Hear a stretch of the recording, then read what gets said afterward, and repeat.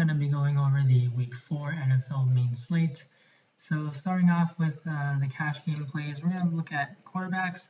So there's going to be two quarterbacks that I'm going to be looking at. I'm not going to be able to go over everyone, but favorite two is going to be Josh Allen as my first guy. So last week I was on this guy who's my highest owned QB, and this week I think he's an excellent cash play again because there's certainly some blowout risk with this one, but for football, I just don't really mind that because you're going to have to score touchdowns. You're going to have to put up points, and quarterbacks are definitely the key position that you're going to be scoring a lot of points if your team is jumping out to a big lead. So I really like Josh Allen. This guy gets it done through the air. He threw for 4 touchdowns. He was able to get one on the ground. So I love Josh Allen as a play for cash games. Not expecting 40 plus, but this is just a great matchup. I think he's definitely very safe for cash.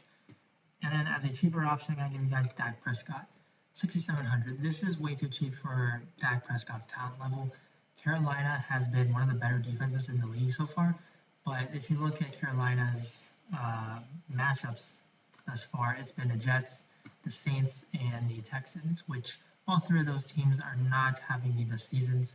A lot of QB struggles for all of them, so I don't think that Carolina is going to be that great of a defense.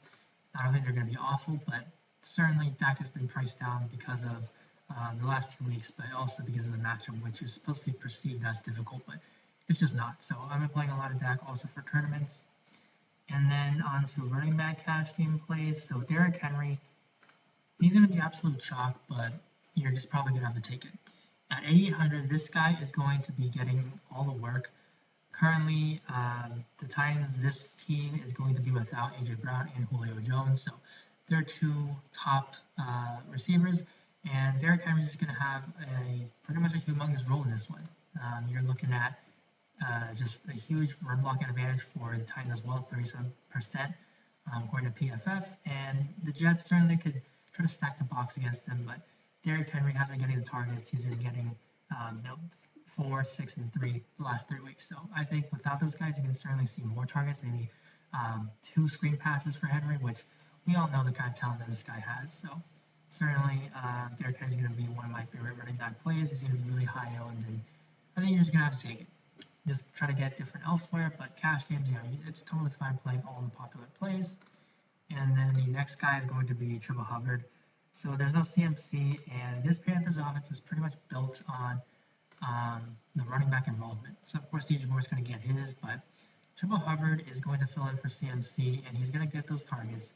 He should get more than that because he did come in later in the game for CMC after he got hurt. So I'm expecting CMC, or Triple Hubbard rather, to take on a lot of touches. Probably can see him close to 20 in this game. And, Dallas is just not a great defense. They've been better than last year, but still, this team, this game, just the pace, the game environment, it should be very high scoring.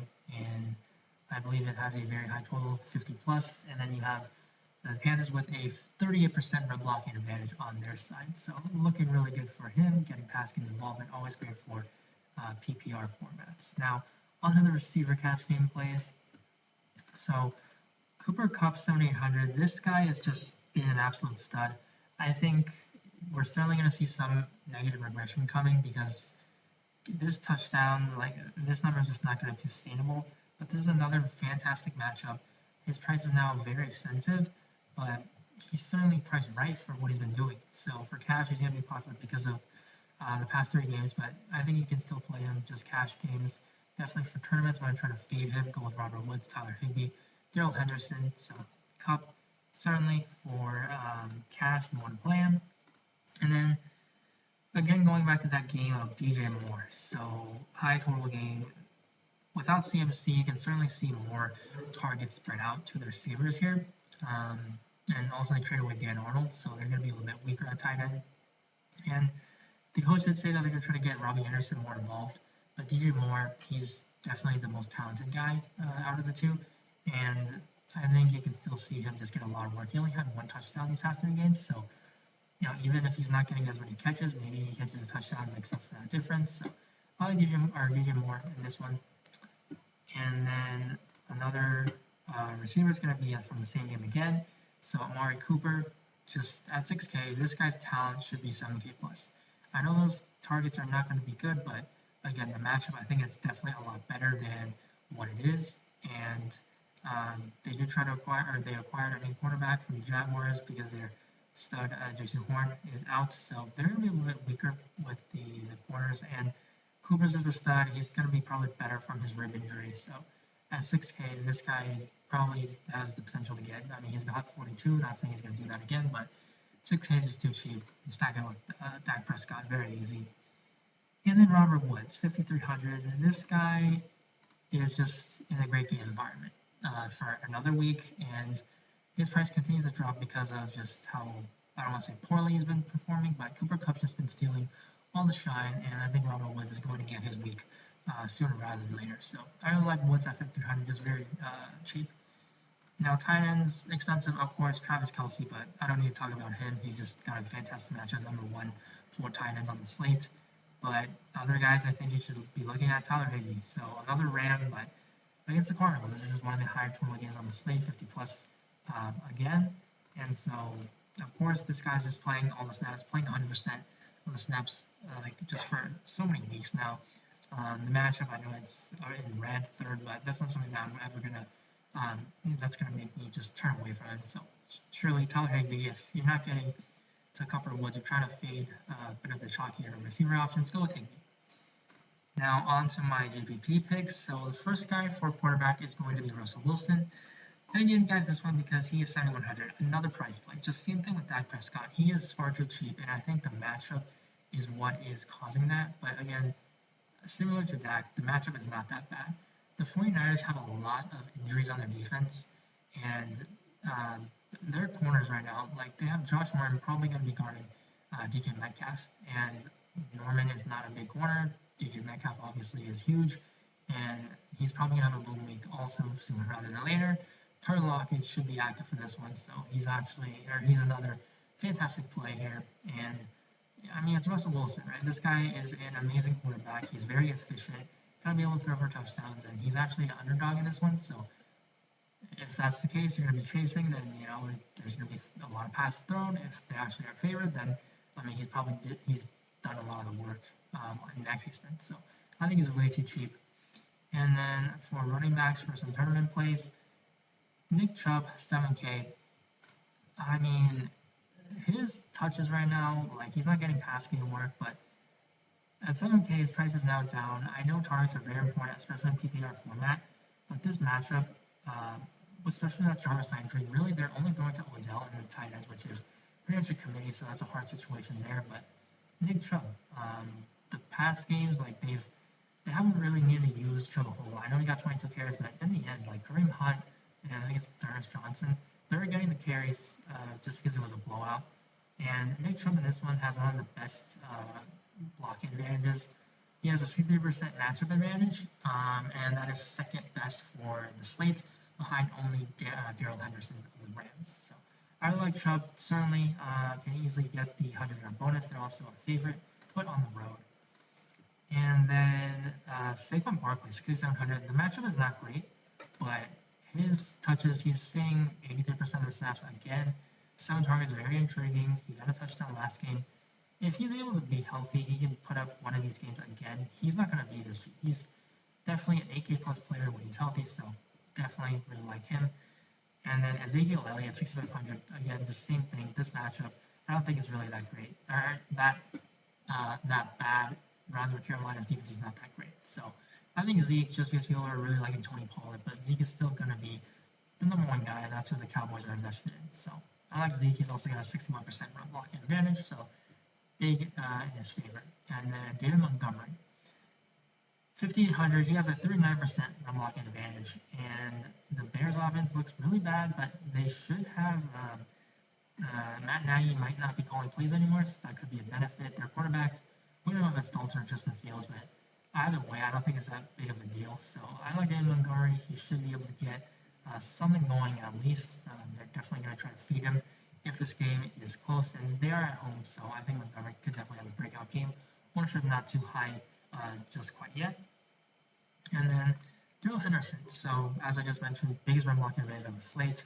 He also was questionable. People wanted to play Sony Michel, but now maybe because we still have some time until the slate starts, that the ownership shifts to Henderson, but Sean McVay really likes to run the ball when they're near the goal line, and that's just going to favor Henderson. He's had a touchdown each of the first 2 games. He was out last week, so if he's going to be able to play his full workload, which he did when he was active, Michelle barely played, I think Henderson is definitely a very good play in a home environment. Also, just big run block advantage in that price. So I like Henderson as a GPP play. And then onto the receivers. So we're going to start off with Diggs. Stephon Diggs has one of the biggest differences in the expected fantasy points compared to real points that he's earned. And he's just not been getting the points because all of these targets, they haven't really turned into receptions. The completion rate isn't that great, but he's been playing. The Bills have been playing in 2 15+ mile an hour winds, and definitely wind is something that's important for deep passes. So in this one, hopefully the weather's not as bad, and at 7,600, price is pretty much the same as it has been all season. So I think it could definitely be one of the blow up spots. And Cole Beasley has a very tough matchup this week in the slot, so that should favor Diggs. I think Sanders getting 2 touchdowns that's not going to happen again. And maybe it goes to Diggs. So I really like Diggs as a play. And then DK Metcalf and Tyler Lockett. I'm going to like Metcalf over Lockett just because Lockett seems to be dealing with that injury, and also Metcalf just probably should be able to have one of those breakout games. And Josh Norman maybe guarding him for quite a bit. Just not a matchup I'm going to fear. So I really like their DK Metcalf in this one. And then another receiver is going to be Deontay Johnson. So 6,200. He's probably going to be seeing Jair Alexander, but Chase Claypool, he didn't practice Friday, and that's going to help Deontay Johnson. Returning now, he seems to be just fine. And Ben Roethlisberger loves this dude. He runs a lot of like short slant routes, just a lot of easy catches. He averaged like near 12 receptions or 12 targets or receptions. I didn't check on that, but yeah, just basically a target hog. You're going to see a lot of work for this guy. If Green Bay's ahead, they're going to be throwing a lot. So I really like Deontay here. I think he's too cheap. He should be probably a 7K plus guy, especially in full PPR point formats. And then Odell Beckham. So 5,800, I like him. There's no Jarvis Landry again. So Odell Beckham, he was able to play around 60% of the snaps last game. And that was also with them ahead a lot. So this game should be closer. And I think Odell is going to be playing more snaps, going to be running more routes. So he's got a lot of upside, 5,800. Just not a name that people really like to click on because people think he's washed. He's just past his prime. But yeah, he certainly has a lot of ability, upside ability still. And then on to tight end, Kyle Pitts. He has one of the bigger matchup advantages on the week. I believe, let me check on something real quick. Kyle Pitts has, if I could find it, his matchup. It is against John Bostic, so that's going to be the number 3 tight end matchup advantage for him this week. 5K is certainly a little bit pricey, I guess, because he hasn't played that well, but they're playing at home, and with that great of a matchup, I think it's finally, sometime he's going to have a very good game. So I think Pitts just still a very low-owned guy. You want to be on guys that are going to blow up before that the public gets on him. So Pitts for sure, and then Evan Ingram. This guy is going to be playing without Sterling Shepard and Darius Slade. So Kenny Golladay has a very tough individual matchup on his own against Marshawn Lattimore. And Evan Ingram at 3K, he played a lot of snaps last week. I think this week he should be able to increase that. And at 3K, this guy is able to get 6 catches, a touchdown or something.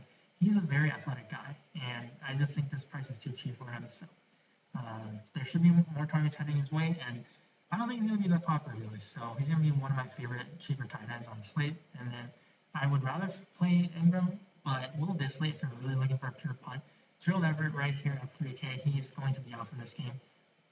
And that's just going to help. Will Dissly going to be likely playing a lot more snaps. And we know Russell Wilson likes to target his tight end in the end zone. So if you catch a touchdown, then he pays off. So that's going to be my cheap tight end pick. So that's going to be the video for you guys for this week. There's still some injuries we need to monitor before the slate kicks off, so make sure to just watch out for that. If you have any questions, as always, you can just ask me down below in the comments on here, down below on the YouTube. video, but also I do have a Twitter. If you guys didn't catch my video for Showdown, my new Twitter now I have a face, also a face cam. My Twitter's at WLin018. So that link will also be in the description below. And if you have any questions, you can also just add me, DM me on there. Always happy to help. And I am going to be posting all my notes that I was looking at for this video, and that will be up on my Twitter account. I'm trying to post them game by game, hopefully by tonight or tomorrow. So if you guys enjoyed the video, please leave a like, and good luck on the slate like usual, and goodbye.